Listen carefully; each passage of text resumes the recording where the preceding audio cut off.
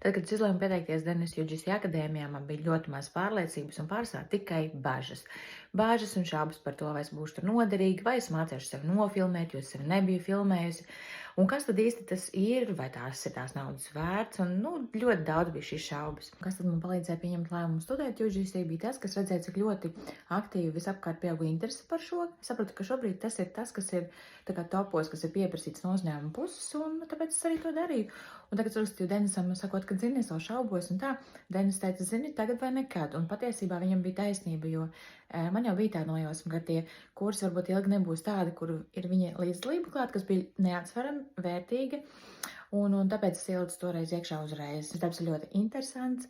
Tas, kas man patīk arī, protams, ka tu saņem apmaksātas sadarbības, jo es saņēmu vairākas apmaksātas sadarbības šajā laikā, jau ir gandrīz 2 mēneši.